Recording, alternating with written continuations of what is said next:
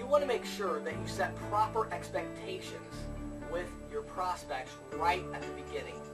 Now, I know how salespeople are because I'm a salesperson, and there are certain things you want to use as a hook to get people to sign up today. And we have a lot of good hooks that you can use.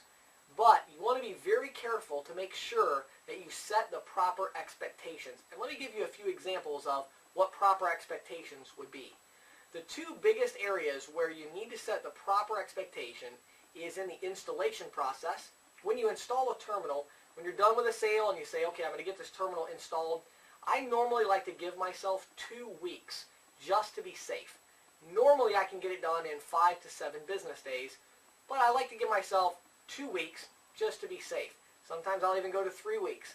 So I might say when I'm done, I say, Bob, give me a little bit of time here. I'm going to get a new file built for you, or if he's getting a free terminal, I'm going to get a free terminal programmed and mailed out here.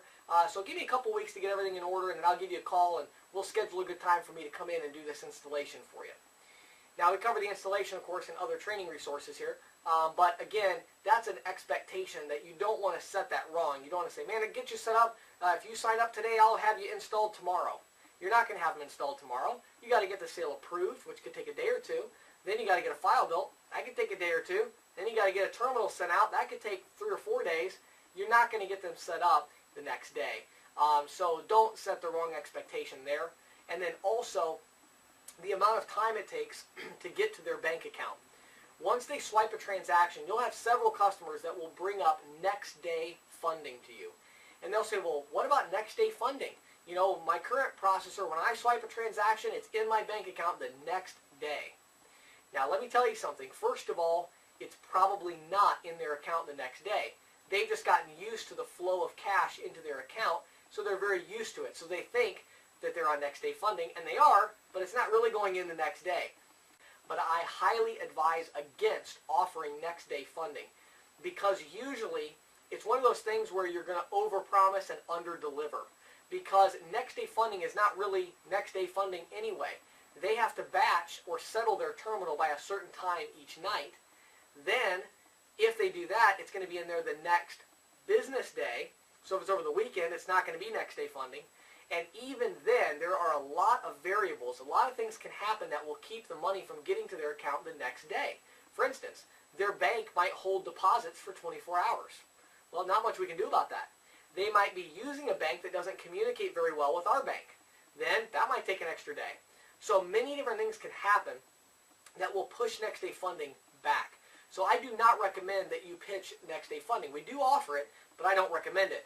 I think instead of that, it's much easier to just give them the proper expectation up front and say, look, Bob, I know you're on next day funding right now, but one of the reasons that we're able to offer such low rates is because, you know, it takes us maybe 2 or 3 days, but we're not spending a lot of additional money wiring money quickly from bank to bank. We try to keep our cost structure as low as possible. So I can offer you these great rates, but really next day funding, we're going to get the money to you within 2 to 4 business days of the transaction, and we're going to save you so much money that by the end of the first month, you will have already gained a whole day's worth of transactions anyway.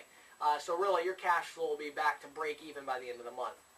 So I try to pitch it in that way, and I try to set the expectation right up front. And I'll be honest with you, I've never lost a sale over next day funding. Once a merchant gets started with you, if you set the expectation right and say it's going to be 2 to 4 business days, what you'll find is they're not going to get upset. They might get a little upset at the beginning and say, man, I've been waiting 3 or 4 days, but here it finally came. But once they get in the flow of things, once our money, once our deposits catch up with their bank account and their cash flow, they're going to be fine, and they're never going to notice it again. And then the next sales guy is going to come in and try to sell them, and they're going to say, well, I have next day funding, and they don't, just like they didn't have it when you signed them up. So those are 2 expectations that you want to make sure you're clear on. You always want to set proper expectations. One more quickly, and then I'm going to move on to customer service. You never want to set the wrong expectation about solving a problem. If a merchant calls you with a problem, be careful about what you promise them. It's very easy to tell them what they want to hear to get them off the phone, but don't forget, whatever you tell them, you now have to deliver on that promise. So be very careful about setting proper expectations when dealing with customer problems. Now we're going to move on to the next section. We're going to deal with customer service here in just a little bit.